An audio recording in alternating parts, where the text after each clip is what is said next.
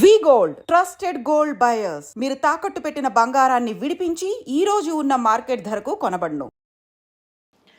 నమస్కారం, welcome to I dream. ధర్మ మార్గం విత్ విజిత కార్యక్రమానికి స్వాగతం. ప్రస్తుతం మనతో పాటు ఉన్నారు ప్రముఖ జ్యోతిష వాస్తు పండితులు బ్రహ్మశ్రీ అన్నవరపు తిరుపతి మూర్తి అవధాని గారు. ఇప్పుడు వారితో మాట్లాడేద్దాం. నమస్కారం గురుగారు. ఓం శ్రీ మహాగణాధిపతయే నమః.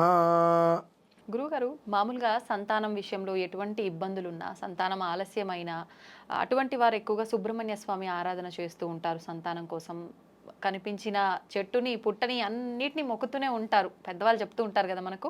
అదేవిధంగా ముఖ్యంగా ఈ సంతానం కోసం ఇబ్బంది పడే వాళ్ళు మాఘమాసంలో ప్రత్యేకమైన విధి విధానాలు ఆచరిస్తూ ఉంటారు అని చెప్పి కూడా అంటూ ఉంటారు కదా.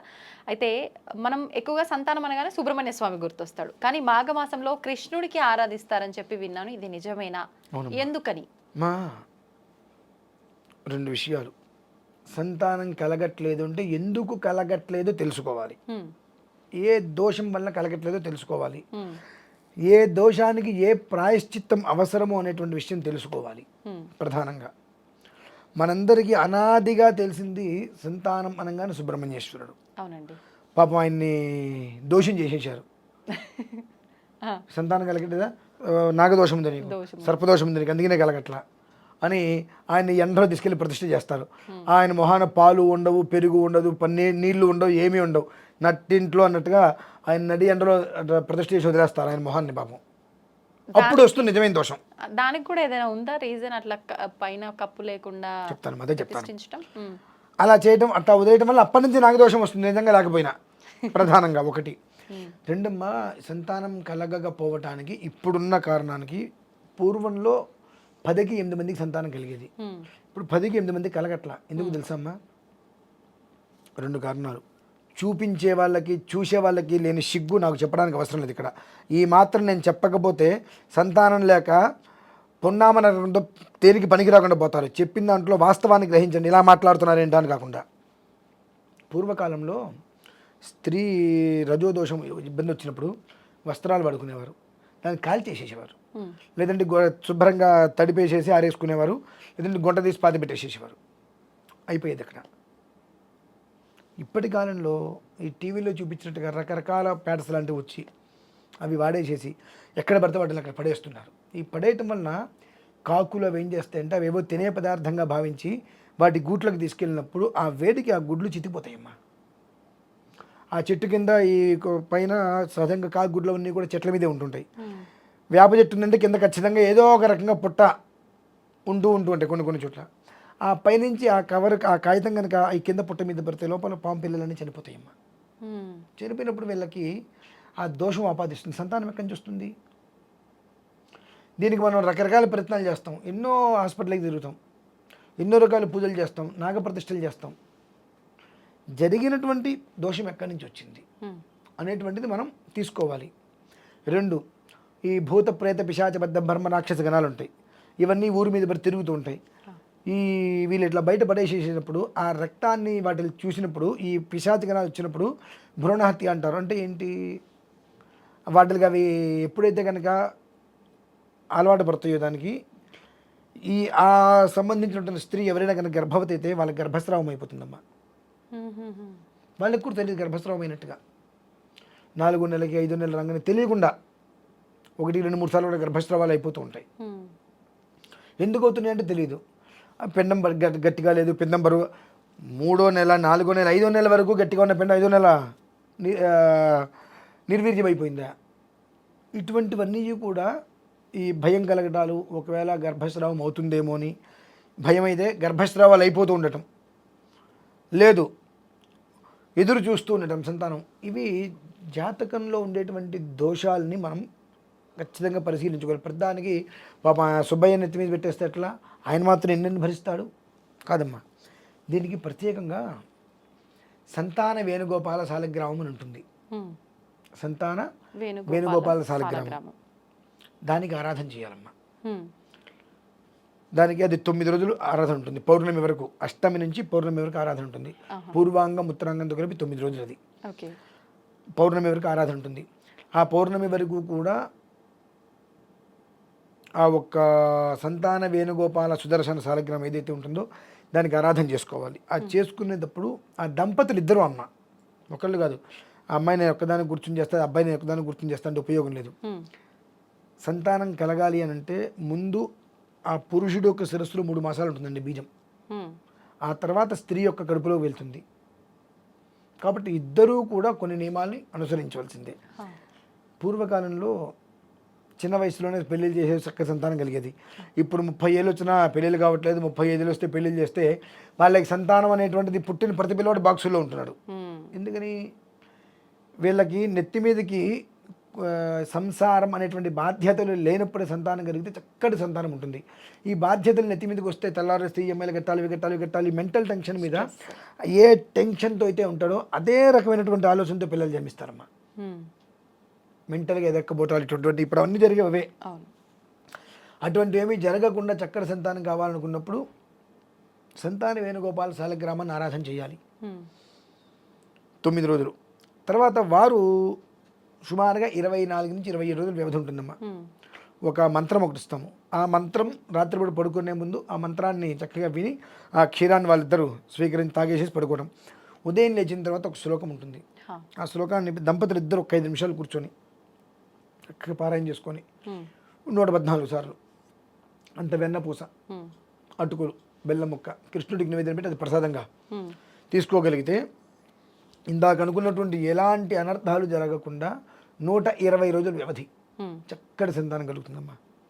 చక్కటి సంతానం కలుగుతుంది 120 రోజుల వ్యవధి. కాబట్టి కాళీయమర్దం చేసింది ఎవరు? కృష్ణుడే కదా మరి. అంటే ఎటువంటి దోషాన్నైనా హరించేటువంటి వాడు ఆయన. అంటే ఆయనకి సంబంధించిన ఆరాధనలు కొన్ని అన్ని రోజులలో చేరు. ఆయన ప్రత్యేకమైన ప్రాతినిధ్యం వహించిన రోజులు కొన్ని ఉంటాయి. ఆ రోజులలో మాత్రమే దానికి ఆ ప్రాతినిధ్యం వహించిన రోజులకి అర్చన చేస్తారు. చేసినప్పుడు సంతానం కోసం కొన్ని వేలల్లో మన ఎదురు చూస్తూ ఉంటారు. ఇలా చెప్పినప్పుడు కనీసం అంతమందిలో ఒక్కళ్ళైనా ఆచరిస్తే ఆ సంతానం వాళ్ళకి కలిగినప్పుడు అమ్మయ్య అని అంటే ఆ ఆనందం ఉంటుంది. చూశారండి, ఎంత ఇచ్చినా ఆనందం ముందు దిగదురుపు. ఎదురు చూసి అమ్మ అని పిలిపించుకోవాలి, నాన్న అని పిలిపించుకోవాలని చెప్పి వాళ్ళ సూటిపోటు మాటలు అవన్నీ అనుభవిస్తూ వాళ్ళు వాటి నుంచి బయటకు వచ్చి అమ్మాయి కన్సీవ్ అయ్యి చక్కగా 9వ నెల వరకు ఉండి 9వ నెలలో పిల్లనో జన్మనిచ్చినప్పుడు అలా అంత ప్రసవ వేదంతో అనుభవించి ఆ పిల్లని తీసుకొని ఇలా ముద్దు పెట్టుకుంటే అన్నీ మర్చిపోయి ఎంత ఆనందంగా ఉంటారమ్మా. మనం వీడియో చెబితే 100 మందిలో ఒక్కళ్ళైనా విని ఆ ఒక్కళ్ళైనా ఆచరిస్తే ఆ కష్టంలో ఉన్న వాళ్ళు వాళ్ళ ఆ ఒక ఆనందాన్ని అనుభవిస్తే అది మాకు తృప్తిగా ఉంటుందమ్మా. దానికోసం ఇవేవైతే కనుక ఇంపార్టెంట్ ఉంటాయో చాలా ముఖ్యమైనటువంటివి వివరించడం జరుగుతుంది. కాబట్టి ఎటువంటి పరిస్థితులలో ఆ ఒక సంతాన వేణుగోపాల శాలిగ్రామార్చన అనేటువంటిది 9 రోజులు ఖచ్చితంగా సంతానాన్ని కోరుకున్నటువంటి స్త్రీలు, పురుషులు ఆచరించి చేయాల్సిందేనమ్మా. ఓకే, అంటే ఇది ఎవరికి వారు పురోహితుల సమక్షంలో చేయించుకోవాల్సిన విధానం, ప్రత్యేకించి ఆలయము అదంతా ఏమీ లేదు. సంతాన వేణుగోపాల శాలిగ్రామం అవి చాలా తక్కువగా ఉంటుంటాయి. అది ఉన్న చోట మనం వెళ్ళటం, ఏ కారణం చేతనైనా వెళ్ళకపోతే 9 రోజులు దీక్షతో మన పేరు మీద అక్కడ మనం నిర్వర్తించటం. ఏ కారణం చేతనే మనం వెళ్ళలేకపోయాం, ఆ వెళ్ళలేనప్పుడు మన గోత్రం పేరు మీద వాళ్ళని చేయమని చెప్పి దూరంగా ఉంటే, దగ్గరగా ఉంటే వెళ్ళటం శ్రేయస్కరం, దూరంగా ఉంటే వాళ్ళ గోత్రం పేరు మీద చేయమని చెప్పి ఆ 9 రోజులు వాళ్ళు దీక్షను పాటించడం అనేటువంటివి ఉంటాయి. ఇద్దరు కూడా ఆ కనీసం ఆ 9 రోజులు మాంసాహారానికి దూరంగా ఉండాలి, శాకాహారానికి ఉండాలి. కొంతమంది ఏదైనా ఆరాధన చేస్తున్నప్పుడు బ్రహ్మచర్యానికి చేస్తుండండి, దాంపత్య సుఖానికి దూరంగా ఉండండి అంటారు. కానీ ఇక్కడ మనం చేసేది సంతానం కోసం కాబట్టి ఇంకా ఎటువంటి దూరంగా ఉండాలనేటువంటిది ఏమీ లేవమ్మా. కాకపోతే శాకాహారం మాత్రమే భుజిస్తూ ఉదయం పూట ఈ 9 రోజులు వెన్నపూస నివేదనం కృష్ణుడికి, వెన్నపూస, అటుకులు, బెల్లం ముక్క నివేదన పెట్టి అది ప్రసాదంగా తీసుకోవడం. రాత్రి పడుకోబోయే ముందు ఆ మంత్రంతో ఆ మంత్రం విని ఆ పాలిద్దరూ తాగటం అనేటువంటిది చేయటం వలన చక్కటి సంతానవంతులు అవుతారమ్మా. అది అంటే ఈశ్వరానుగ్రహం వల్ల మరి సకల మానవాళి క్షేమం కావచ్చు, ఏదైనా కావచ్చు. సంతాన వేణుగోపాల శాలిగ్రామం అనేటువంటిది పరిసరాల్లో మన భారతీయ శంకరపీఠంలో ఉందమ్మా. బయట పెట్టలేదు ఇప్పటివరకు. మీరు జరిపిస్తున్నారా ఈ కార్యక్రమాలు మరి? నేను ప్రత్యేకంగా ఎవరికి జరిపించనమ్మా. ఉమ్, ఎవరైనా కోరుకుంటే మాత్రమే జరిపిస్తా. ఎందువల్లంటే ఇది సర్వకాల సర్వావస్థలంగా అందరూ బాగుండాలని కోరుకునేటువంటి విధానం అయినప్పటికీ కూడా ఉమ్, ఎవరికి వారికే ఇది అవసరం. కాబట్టి ఎవరైనా కోరుకుంటే వారి పేరు మీద మేము జరిపిస్తాం, కానీ మాకు ప్రత్యేకంగా మా విధానాలు మాకు ఉంటాయి. గురుగారు ఇప్పుడు మీరు చెప్పిందంతా బాగుంది, కానీ ఇప్పుడు ఇది విన్న వాళ్ళు వెంటనే అనుకుంటారు ఆలయం అయితే పలానా ప్లేస్లో ఉందంటే వెళ్తాము, దర్శించుకుంటాము, పూజా విధానాలు ఆచరిస్తాము. మరి ఇప్పుడు ఈ సాలగ్రామం అన్నారు ప్రత్యేకించి, ఇది ఎక్కడ ఉంటుంది, ఎలా మన దగ్గరకు వస్తుంది, లేదంటే మనమే దాని దగ్గరికి వెళ్ళాలా, ఎలా గురుగారు ఈ విధానం అంతా కూడా? అన్యథా భావించము అని అనుకున్నట్లయితే ఆ ఒక్క శాలిగ్రామం అనేటువంటిది భారతీయ శంకరపీఠంలో ఉందండి. ఉమ్, ఓకే. అయితే తొందరగా బయటికి పెట్టం. ఉమ్, ఎందుకంటే ఏమన్నా చెబితే నమ్మేవాళ్ళు తక్కువ, విమర్శన చేసేవాళ్ళు ఎక్కువ. ఉమ్, అనుభవించే వాళ్ళు, ఆనందాన్ని అనుభవించే వాళ్ళు ఆ కోవకు మళ్ళీ వేరే ఉంటారు. కాబట్టి చెప్పాము తొందరగా. ఉమ్, ఈ అష్టమి నుంచి పౌర్ణమి వరకు యోగవంతమైన దినాలు కనుక, పర్వదినములు కనుక, ఆ రోజుల్లో చేసేటువంటి ప్రక్రియ ఏదైతే ఉంటుందో అది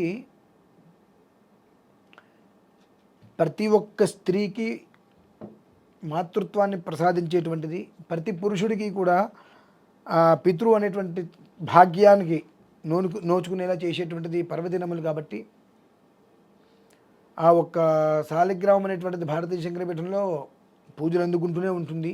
ఉమ్, ఎలా అయితే కనుక 360 శివలింగాలు ఉన్నాయో, రజత శివలింగం ఉన్నదో, సువర్ణ శివలింగం ఉందో, అలానే మరకత శివలింగం ఎలా అయితే ఉందో, స్ఫటిక శ్రీచక్రం ఎలా అయితే ఉంటుందో, అలానే ఇది కూడా మనకు స్థానువై పంచాయతనంలోనే స్థిరంగా ఉంటుందండి. ఉమ్, అది తప్పదు, ఆ స్థితి వాళ్ళకి అవసరము అనుకున్నప్పుడు వాటిని మనం బయటికి తీసి ఆరాధన చేయడం జరుగుతుంది. ఆహా, కాబట్టి మన పీఠంలో అయితే ఉన్నది, అయితే మేము ఎవరికి చెయ్యట్లేదు. ఆ. అంటే ఎవరికైనా అవసరం అంటే ఇప్పుడు అనుకుంటే, ఒకవేళ ఎవరైనా ఈ వీడియో అంటే చూసిన వాళ్ళు ఎవరికైనా కావాలి అవసరము అనుకుంటే మాత్రమే నిర్వహించడం జరుగుతుంది. మినహాయిస్తే ప్రత్యేకంగా మేమేదో సామూహికంగా మేము చేసేస్తున్నాం మీరు పాల్గొనండి అని మాత్రం మేము ఎవరికి ఓకే. చెప్పము. ఎందుకంటే ఎవరి ఇబ్బందులు, ఎవరి విధానాలు వారికి ఉంటాయి. ఉమ్, ఎవరికి సంతానం ఏ కారణం చేత కలగట్లేదు వాళ్ళకి తెలుస్తుంది. మనకు తెలియదు. కారణం ఏదైనప్పటికీ కూడా సంతానం మాత్రం అందుకుంటుంది. ఉమ్, ఈ యొక్క సంతాన వేణుగోపాల శాలిగ్రామానికి ఆరాధన చేయడం వలన ఉమ్, కారణం ఏ రకమైన కారణం అయినప్పటికీ కూడా సంతానం ఖచ్చితంగా 120 రోజుల తర్వాత అందుతుందమ్మా. అందులో ఎలాంటి సందేహము లేదు. ఓకే. అంటే ఇప్పుడు మీరు అన్నది నాకు ఇప్పుడు అర్థమైంది. ప్రత్యేకించి ఇప్పుడు ఏదైతే పర్వదినాలు ఉన్నాయో ఆ రోజుల్లో మీరు అంటే ఈ విధానాన్ని ఆచరించాలని అనుకోలేదు. ఇప్పుడు ఒకవేళ ఈ వీడియో చూసిన వాళ్ళు ఎవరైనా మాకు కావాలి ఈ విధానం అంటే మాత్రం ఆచరిస్తారు, వారి గురించి వారి గురించి. ఎందువల్లంటే నేను కుంకుమార్చన చేస్తున్నాను, సామూహికంగా అందరూ రండి అని అందరూ పిలిచేది రండి కాదు. అలా కాదు. ఎవరికి వారికి అనిపించాలి. ఆయన ఏదో చేస్తున్నారు మనం వెళ్దామని కాదు, మన గురించి మనం చేసుకుందాము. మనకు వంశోద్ధరణ కావాలి, పిలిస్తే పలుకుతాడు ఆయన, ఎవరు? శ్రీకృష్ణ పరమాత్మ. కాబట్టి మనం చేయించుకుందామని ఎవరికి వారికి ఆలోచన కలగాలమ్మా. ఆలోచన ఉన్నాయి. మామూలుగా ఇప్పుడు కొన్ని ఆరాధనలు ఉంటాయి. ఇప్పుడు కాశీ ఉంది 4వ తారీఖు, నేను వెళ్తాను మీరు అందరూ రండి అని చెప్తున్నా. 4వ తారీఖు 3వ తారీఖు మేము బయలుదేరుతాం, కుదిరితే మాతో బయలుదేరండి, లేదంటే మీరు విడిగానే సరే కాశీకి రండి, ప్రతి ఒక్కరు కాశీకి వచ్చి ఆరాధన చేసుకోండి అంటున్నా. ఇంకొక పూజలు ఏమి ఉంటాయి, మీరందరూ రండి అని చెప్తున్నా. కానీ ఇవి మేము పిలవకూడదు అట్లా. ఇది వాస్తవ విధానం. ఇది మీకు సిద్ధపడితే మేము నిర్వర్తించగలుగుతాం. అది ఇష్టం అనేటువంటి మీ మీద ఆధారపడి ఉంటుంది అంతే. కానీ చేసుకోవడం అనేటువంటి మాత్రం 200% ఫలితం ఖచ్చితంగా చేతిలో పడుతుందమ్మా. అది. ధన్యవాదాలు గురుగారు.